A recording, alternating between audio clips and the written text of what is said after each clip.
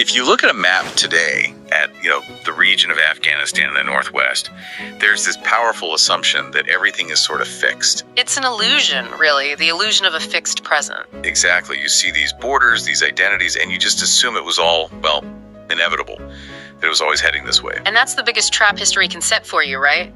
Projecting our now backward onto a world that ran on a completely different logic. So, our mission in this deep dive is to just shatter that idea. We're going to explore an era that feels almost alien to us now.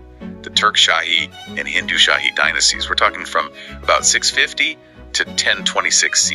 And what's so fascinating here is we're not just digging up some obscure dynasty. We are pulling on a completely different thread of history, a possible future that never came to be. A thread where Turkic elites were patrons of Buddhism and Shaivism. Exactly. We're talking about a vibrant alternative civilization. We're going to get into their amazing trilingual coinage, which, you won't believe this, features the Hindu god Shiva.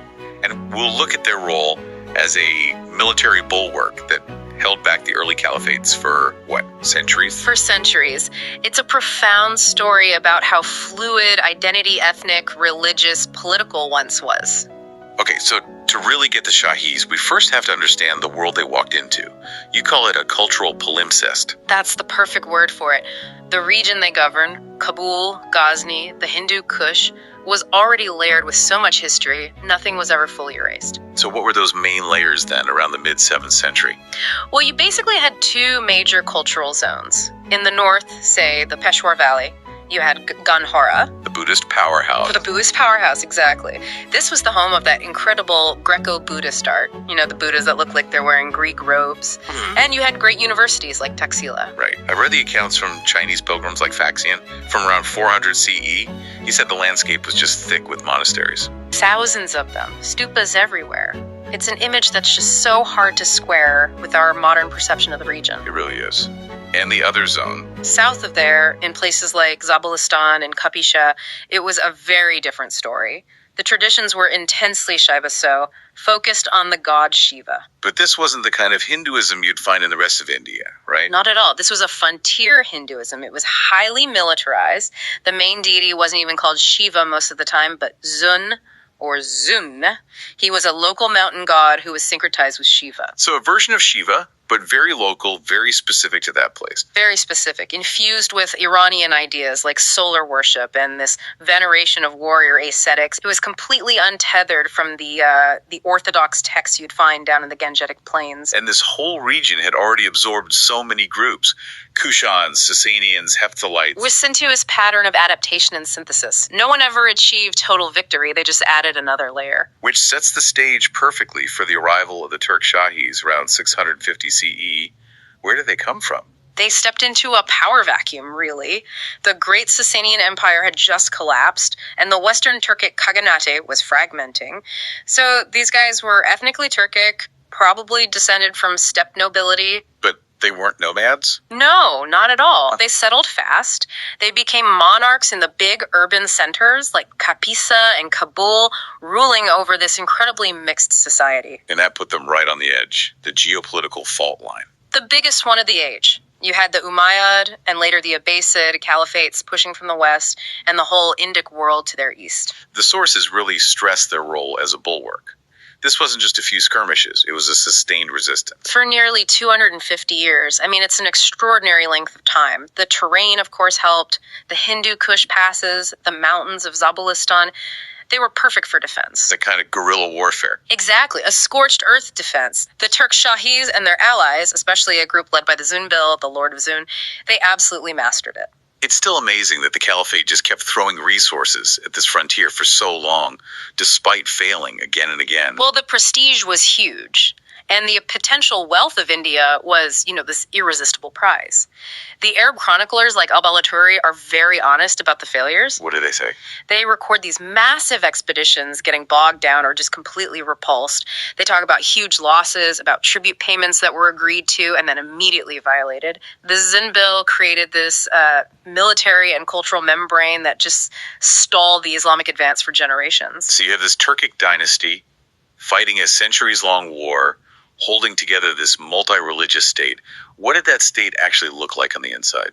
The evidence for their support of non-Islamic faiths it's concrete. In the north, they kept the Buddhist tradition alive and well. Right, you mentioned the pilgrims. Yeah. The Chinese pilgrim Xuanzang, who was there just before the Shahis, talked about a kingdom with 100 monasteries and 6,000 monks. And a later traveler, Wukong, confirms this vibrant Buddhist life continued deep into the Turk Shahi era, into the late 8th century. And this connects almost unbelievably to the very heart of the Abbasid Caliphate later on. I'm talking about the Barmakids. Oh, this is where the simple civilizational lines just get completely shattered. The Barmakids. They become the most powerful family in Baghdad. The Caliph's viziers. They were essentially running the empire for Harun al-Rashid, but their origin, their name. It comes from Parmika. The guardians, the hereditary guardians of the massive Buddhist Nava Vihara monastery in Balkh, before they converted to Islam and went into caliphal service. Just think about that for a second. The institutional memory of a great Buddhist temple is literally flowing into the administrative formation of the Abbasid court. It's mind-blowing. It really is. So Buddhism was strong in the north, but in the south, it was Shaivism. And the best proof of this is something you could literally hold in your hand. Their coins. The coinage it's the most profound statement they made. A masterclass in creating a pragmatic, syncretic identity. Okay, so describe one for us. What are we looking at? So on the obverse, the front, you see this majestic bust of a ruler. It's very much in the Iranian style, often with Bactrian script. And on the back? You flip it over and there's Osho. It's unmistakably the Hindu god Shiva. He's holding his trident, often standing next to his bull, Nandi. So in one tiny piece of silver, they're broadcasting this multi-layered identity. A triple-layered identity. And it's trilingual. The inscriptions use Bactrian, which is an Iranian language written with the Greek alphabet. Which is already amazing. And they also use Brahmi, the script for Sanskrit, and sometimes Pahlavi. The message to everyone, to the Iranians, the Indians, the Turks, was crystal clear. We are sophisticated Iranian-style kings of Turkic heritage, ruling under the protection of the Hindu god Shiva. Precisely. And the choice of that Shiva, the warrior mountain god Zun, was key. It wasn't an accident. But why him specifically? Because he connected directly to the local power structures. He appealed to the aggressive Shaiva ascetic sects who were a key part of the army, and it resonated with the martial ethos of the Turkic rulers themselves. It was this brilliant fusion of steppe culture, Iranian sovereignty, and a very specific frontier Indian religion. And this all points to what you call the Turkic before Muslim correction, a crucial idea. It's absolutely fundamental. Today, those two words are almost fused together. But in the 7th or 8th century, being Turkic was a political and linguistic category. It had nothing to do with religion. They could have been Buddhists, Shaivas, Nestorian Christians. It didn't matter. So this dynasty is like a historical detour, a different path that was possible. A path where Turkic expansion could have led to a stable, complex, non-Islamic civilization right there in the mountains. It would have changed everything that followed. But that path wasn't taken. Around 870 CE, the Turk Shahi line ends. But it wasn't an invasion from the Caliphate that did them in. No, it was an inside job, an internal shift. The last Turk Shahi king, a man named Laga Turman, was apparently very unpopular, and he was overthrown by his own chief minister. A Brahmin minister named Kalar. Exactly. And Kalar founded the Hindu Shahi line. But what's crucial to understand is that the administration, the territory, the people, that all stayed the same. It was a change in the ruling family's ideology, not a conquest. So the Hindu Shahis just sort of doubled down on the Shaiva and Brahmanical elements that were already there. They did. They adopted these full Sanskritic royal titles, Paramapadaraka, Maharaja, Naharaja, Shri, big grand titles. They were fully embracing that frontier Shaivism. But as soon as they did, the pressure from the West ramped up. A new wave of Islamic dynasties, the Saffarids and the Samanids. Right, and this pressure forces the Hindu Shahis to shift their capital. They start a long retreat eastward. From Kabul to where? To a place called Udapandapura, or Und, and eventually even further into the Punjab, to Lahore. But even as they got closer to the Indian heartland, their brand of Hinduism remained distinct. It was still that ascetic, warrior-focused mountain tradition. And this all leads to their final tragic act, a desperate, generations-long struggle against the Ghaznavids. Yes. Kings like Jayapala and his son Anandapala faced the full might of Sebuktigin and then his son, the famous Mahmud of Ghazni. This was a real war of attrition. A huge one. Jayapala tried to build these massive confederacies of kings from across northern India to fight back. The chronicles of Al-Biruni detail these devastating campaigns, the Great Battle near Peshawar.